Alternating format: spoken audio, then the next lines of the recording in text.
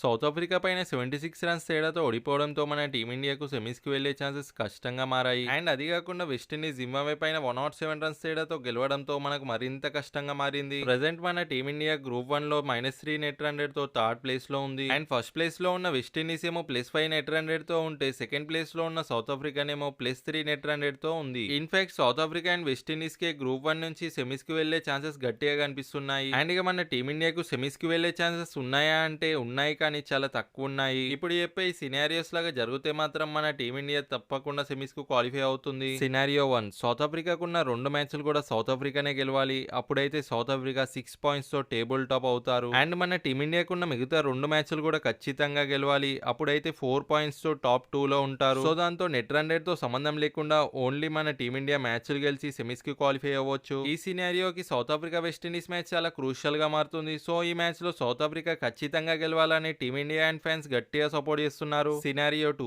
South Africa ఆడే 2 మ్యాచ్లు కూడా ఓడిపోవాలి. అంటే సౌత్ ఆఫ్రికా వెస్టిండీస్ అండ్ జింబాబ్వేతో ఆడే 2 మ్యాచ్లు కూడా ఓడిపోవాలి. అండ్ ఇక్కడ కూడా మన టీమిండియా జింబాబ్వే అండ్ వెస్టిండీస్ తో 2 మ్యాచ్లు కూడా గెలిచి నెట్ రన్ రేట్ తో పని లేకుండా సెమీస్ కు క్వాలిఫై అవ్వచ్చు. కానీ ప్రస్తుతం సౌత్ ఆఫ్రికా ఉన్న ఫామ్ లో ఇలా జరగడం అనేది ఇంపాసిబుల్ అనే చెప్పొచ్చు. కానీ క్రికెట్ లో ఏదైనా జరగవచ్చు. అండ్ సినారియో 3, ఒకవేళ ఇలా జరిగితే మాత్రం మన టీమిండియా ఒక పెద్ద ట్రబుల్ లో ఉన్నట్లే. అదేంటంటే సౌత్ ఆఫ్రికా వెస్టిండీస్ మ్యాచ్ లో వెస్టిండీస్ గెలిస్తే అండ్ మరో మ్యాచ్ లో జింబాబ్వేతో సౌత్ ఆఫ్రికా గెలిస్తే అప్పుడు మన టీమిండియా 2 మ్యాచ్లు గెలిచిన నెట్ రన్ రేట్ అనేది చాలా పెద్ద రోల్ ప్లే చేస్తుంది. ఎందుకంటే అప్పుడు టోటల్ 3 టీమ్స్ కూడా 4 పాయింట్స్ తో ఉంటాయి. కాబట్టి ఎవరికైతే బెటర్ రన్ రేట్ ఉంటుందో ఆ 2 టీంలే సెమీస్ కు వెళ్తాయి. మన టీమిండియా గెలిచే 2 మ్యాచ్లు కూడా పెద్ద మార్జిన్ తో గెలవాలి. అప్పుడైతేనే సెమీస్ రేస్ లో ఉంటారు. సో ఇదంతా కాకుండా ఇండియా సెమీస్ కు సింపుల్ గా వెళ్ళాలంటే సినారియో 1 జరగాలి. అంటే సౌత్ ఆఫ్రికా ఆడే 2 మ్యాచ్లు గెలవాలి అండ్ మన టీమిండియా ఆడే 2 మ్యాచ్లు కూడా ఖచ్చితంగా గెలవాలి. అండ్ మరీ ముఖ్యంగా సౌత్ ఆఫ్రికా వెస్టిండీస్ పైన గెలవాలని మన టీమిండియా అండ్ ఫ్యాన్స్ అందరూ కూడా గట్టిగా సపోర్ట్ చేస్తున్నారు. అండ్ మీరు ఏ సినారియోతో టీమిండియా సెమీస్ కు క్వాలిఫై అవుతుంది అనుకుంటున్నారో కామెంట్ లో చెప్పండి. And thank you for watching.